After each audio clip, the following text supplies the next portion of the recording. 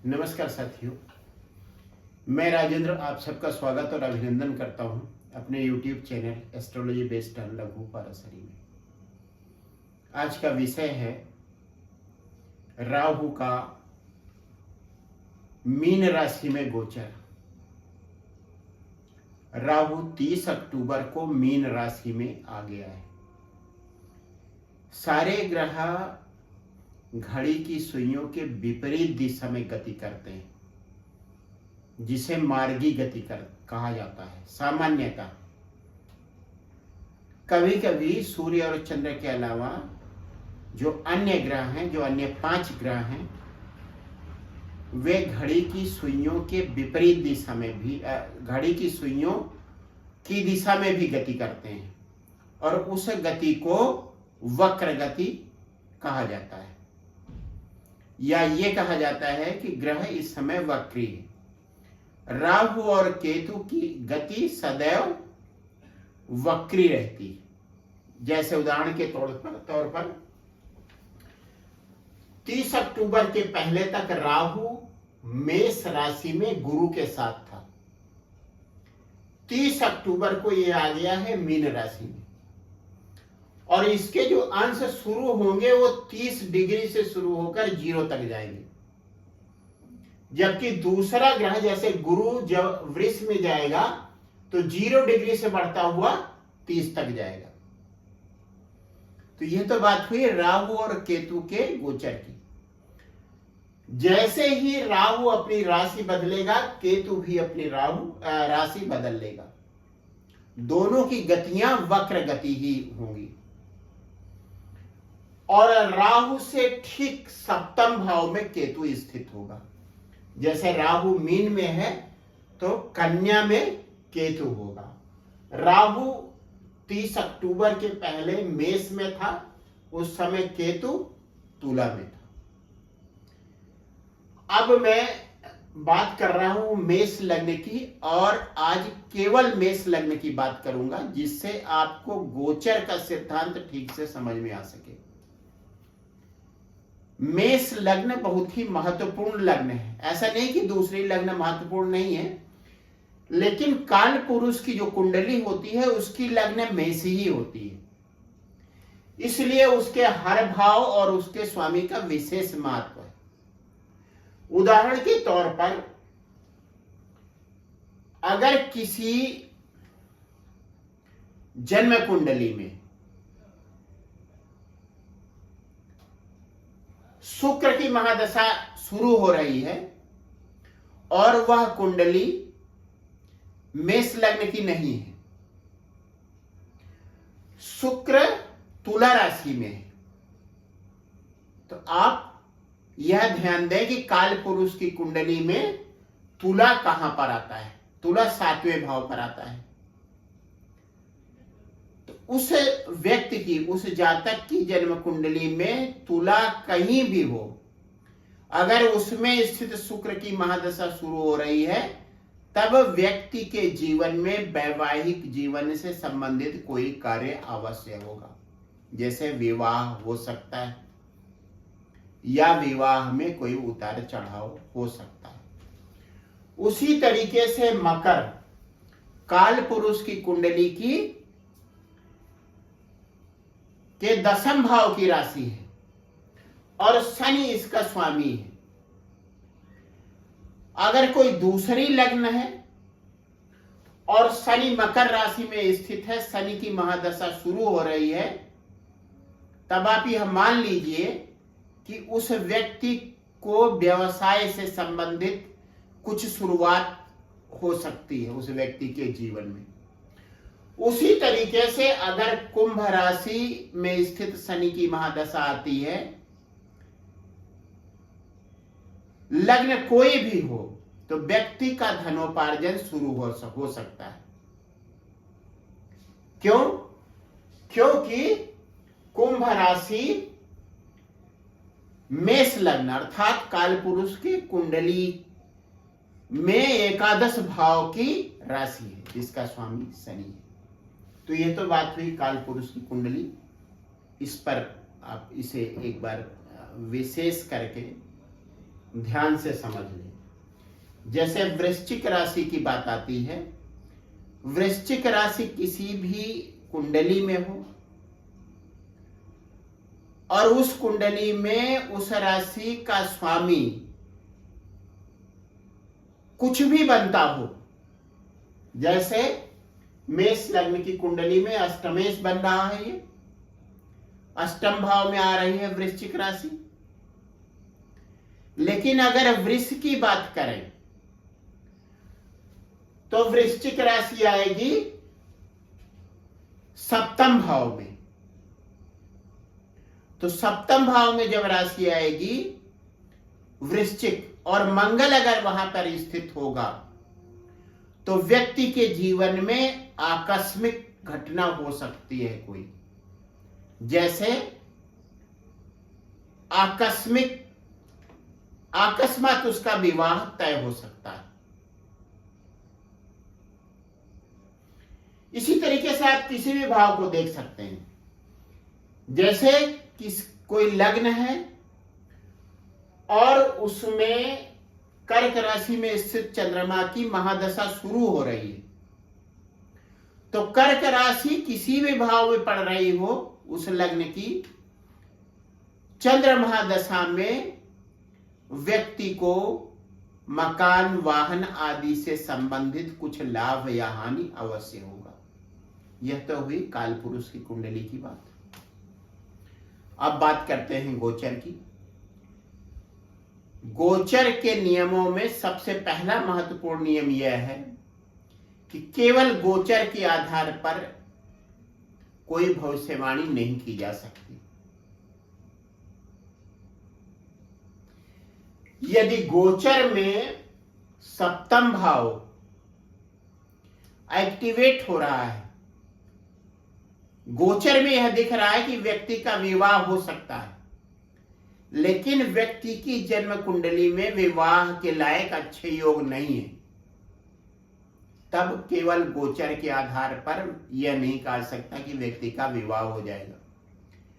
दूसरी बात, अगर जन्म कुंडली में विवाह के अच्छे योग हैं लेकिन विवाह वाले योगों से संबंधित महादशा नहीं चल रही है, लेकिन गोचर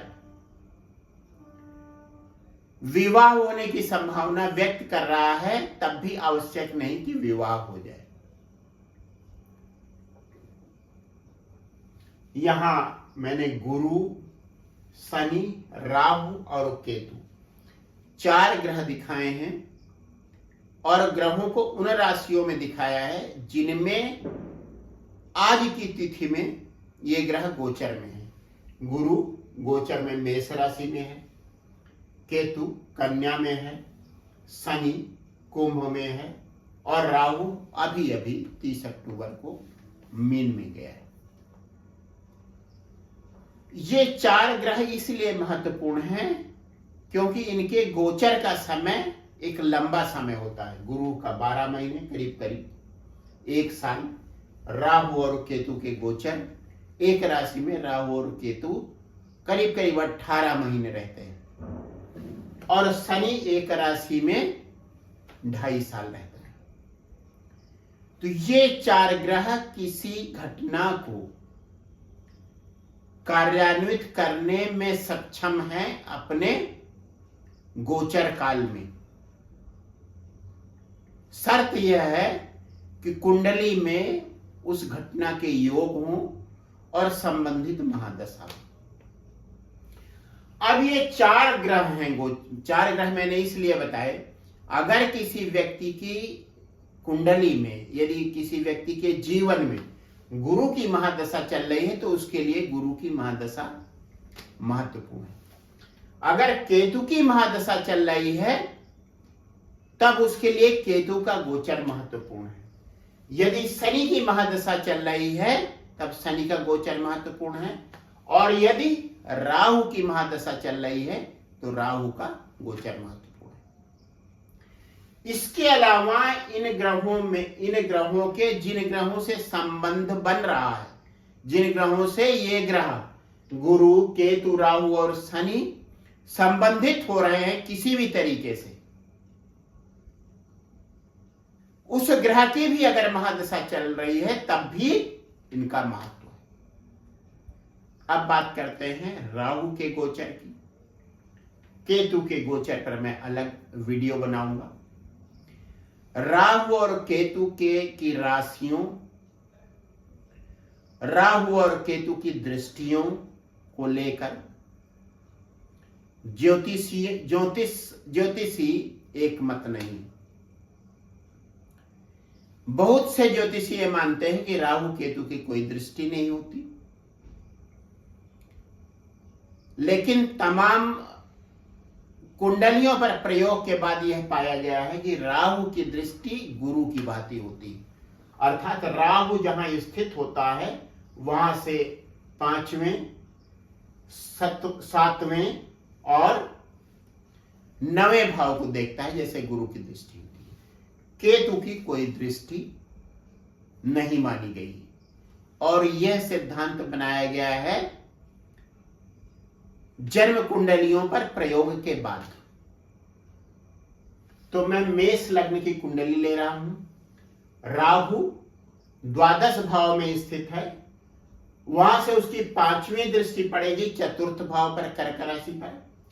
7वीं दृष्टि पड़ेगी 6ठे भाव पर जहां पर केतु स्थित है, और 9वीं दृष्टि पड़ेगी 8म भाव पर।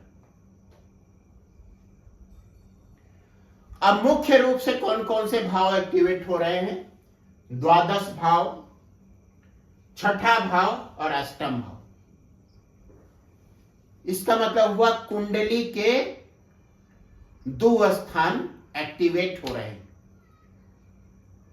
इसका मतलब क्या हुआ? मेष लग्न वालों के लिए राहु का गोचर अच्छा नहीं होने जा रहा है, विशेष करके यदि उनके जीवन में किसी अशुभ ग्रह की महादशा चल रही है, जैसे खस्तेश की चल रही, अष्टमेश की चल रही या वेश की चल रही।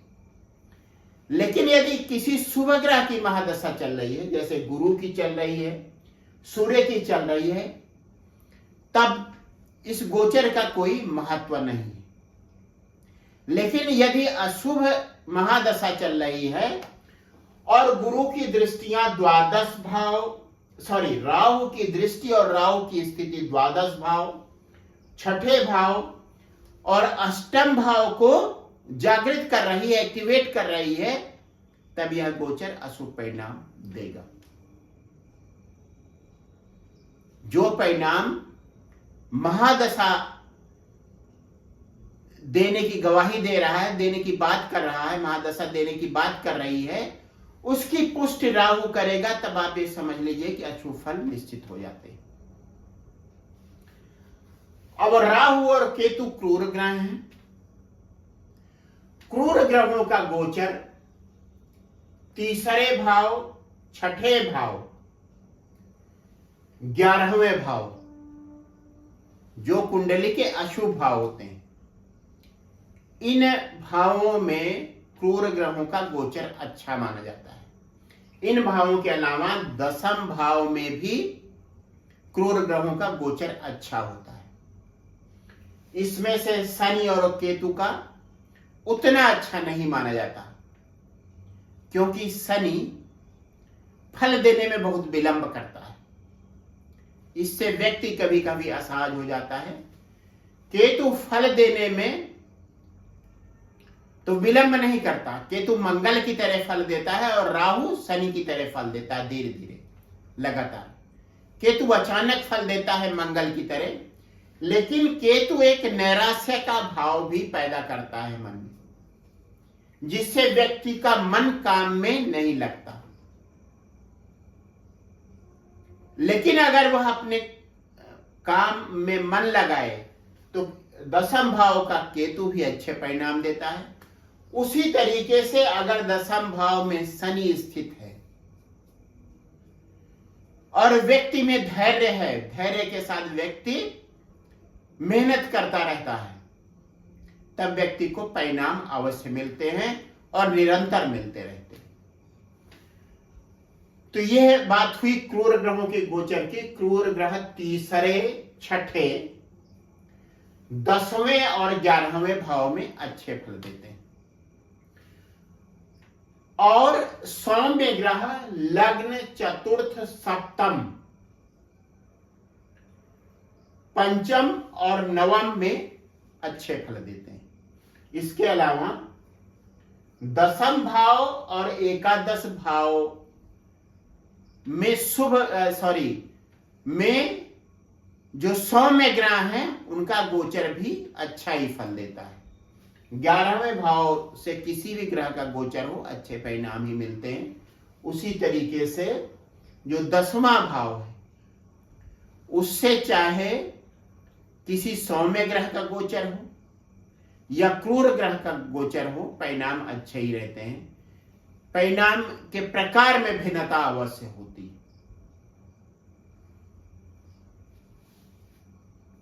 अब इस तरह से राहु का 12 भाव में जो गोचर है मेष राशि के लिए अच्छा नहीं माना जाएगा। यह खर्च का भाव है। इसकी दृष्टियां राहु की पड़ रही हैं। चतुर्थ भाव, मकान, गाड़ी। व्यक्ति जितने की योजना बनाएगा, यदि वह मकान बनवा रहा है या गाड़ी खरीदने की बात कर रहा है, सोच रहा है, उससे ज्यादा खर्च हो जाएगा। व्यक्ति का इलाज पर खर्च होगा। व्यक्ति का किसी दुर्घटना, चोट या बीमारी पर खर्च होगा। तो पहला जो राहु के या द्वादश भाव के जो मुख्य कारक हैं उसमें पहला हुआ खर्च। राहु द्वादश भाव में बैठकर खर्चे बढ़ा देगा, एक बात। दूसरा है राहु, द्वादश भाव की बात करें तो द्वादश भाव भोग का भी भाव है और मोक्ष का भी भाव। व्यक्ति को मोक्ष मिलेगा, निवृत्ति मिलेगी किसी काम से, या व्यक्ति उसमें लिप्त हो जाएगा। यह निर्भर करेगा गोचर करने वाला ग्रह किस तरीके का है। यदि गुरु का गोचर हो रहा है तब व्यक्ति को ऐसा लगेगा जैसे वह संतुष्टि तक पहुंच गया है। केतु के गोचर में भी वही बात होगी। लेकिन अगर राहु का गोचर हो रहा है या शुक्र का गोचर हो रहा है और गुरु उस गोचर को किसी तरीके से प्रभावित नहीं कर रहा है, तब व्यक्ति की इच्छाएं बहुत बढ़ जाएंगी। द्वादश भाव होता है काम वासना के सुख का, शारीरिक संबंधों से मिलने वाले सुख का। राहु उस सुख की अपेक्षा को बढ़ा देता है जो परेशानी का कारण बनता है। दूसरा बिंदु हो गया पहला खर्च का, दूसरा हो गया काम वासना में वृद्धि का। और इसके अलावा 12वां भाव है घर से दूर जाना, विदेश जाना। राहु भी विदेश का कारक है। राहु अपरिचित लोगों का, विदेशी लोगों का, दूसरे धर्म के लोगों का कारक है। तो राहु की 12वें भाव में उपस्थिति यह बताती है कि व्यक्ति विदेश जा सकता है या किसी लंबी यात्रा पर जा सकता है। उसमें गुरु की स्थिति देखनी जरूर अवश्य हो जाती है या उसमें सहायक होती है। जैसे गुरु अगर 9वें भाव में है तब व्यक्ति लंबी यात्रा पर जाएगा, विदेश भी जा सकता है और उसकी धार्मिक यात्राएं भी हो सकती है। तो राहु चूंकि गुरु की राशि में है तो गुरु की जो स्थिति होगी अच्छी या बुरी, उस पर निर्भर करेगा कि राहु कैसे फल देगा। अगर गुरु की स्थिति भी खराब है, जैसे गुरु यहां लग्न में है तो एक अच्छी स्थिति है, तो राहु के खराब फलों को कुछ कम करेगा। लेकिन अगर गुरु अष्टम भाव में या 6ठे भाव में पहुंच गया है तब राहु से मिलने वाले अशुभ फलों में वृद्धि होगी या उसके द्वारा मिलने वाले अशुभ फल अवश्य मिलेंगे। अब ये तो बात हुई मेष लग्न की। आप यह ध्यान रखिए, राहु मीन में है, उसकी दृष्टि कर्क राशि पर है, कन्या पर है और वृश्चिक पर है। जब दूसरी राशि लेंगे, दूसरी लग्न लेंगे, तब भी इन्हीं राशियों पर दृष्टि होगी। जैसे मान लेते हैं वृष लग्न हो गई, 2 का अंक खिसक कर यहां आ जाएगा और राहु एकादश भाव में आ जाएगा। उसी तरीके से यह कर्क राशि आ जाएगी तीसरे भाव में और कन्या आ जाएगी पंचम भाव में और वृश्चिक आ जाएगी सप्तम भाव। मतलब मीन राशि से राहु की जो दृष्टि होगी वह कर्क, कन्या और वृश्चिक पर होगी। इसे याद रखेंगे तो आगे जो वीडियोज होंगे अन्य लग्नों के, उसे समझने में आपको सुविधा होगी। बस मेष लग्न का जो वीडियो है उसमें एक चीज और मैं जोड़ने के बाद समाप्त करूंगा उसको। जब हम राहु के गोचर की बात कर रहे हैं तब हम यह देखें, एक तरह से राहु को मान लें, राहु द्वादश भाव में है और जन्म कुंडली में जो दूसरे ग्रह हैं उन्हें वहीं रहने देते हैं और देखते हैं कि क्या राहु का कोई संबंध किसी ग्रह के साथ हो रहा है। जैसे चंद्रमा द्वादश भाव में और राहु गोचर में वहां पहुंच गया और चंद्र और राहु के अंशों में ज्यादा अंतर नहीं रह गया, 6 डिग्री या 6 डिग्री से कम का अंतर रहा, तब व्यक्ति चिंताग्रस्त हो जाएगा। उसी तरीके से अगर चतुर्थ भाव में चंद्रमा है, राहु की पंचम दृष्टि उस पर पड़ेगी और व्यक्ति अपनी मां, अपने मकान, अपने वाहनों के प्रति चिंतित हो जाएगा। तो एक सिद्धांत ये भी समझ लीजिए कि जिस ग्रह का गोचर आपको देखना है वह ग्रह गोचर में कहां है उसे वहां स्थित कर दीजिए। जन्म कुंडली के और ग्रहों को यथास्थान स्थित रहने दीजिए और यह देखिए कि गोचर का ग्रह, जैसे यहां बात राहु की हो रही है, तो राहु से क्या किसी ग्रह का संबंध बन रहा है। जिस ग्रह से संबंध बन रहा है उस ग्रह को भी राहु शुभ या अशुभ, अच्छे या बुरे तरीके से प्रभावित होगा, उसी अनुसार फलादेश करिए। बस मेष राशि का यह गोचर इतना ही। आप सबको बहुत बहुत धन्यवाद मेरे वीडियोज को देखने के लिए, सुनने के लिए। यदि आपको वीडियोज पसंद आते हैं उन्हें लाइक करें, शेयर करें और यदि आपने अब तक मेरा चैनल सब्सक्राइब नहीं किया है तो उसे तुरंत ही सब्सक्राइब करें। एक बार फिर से आप सबको बहुत बहुत धन्यवाद।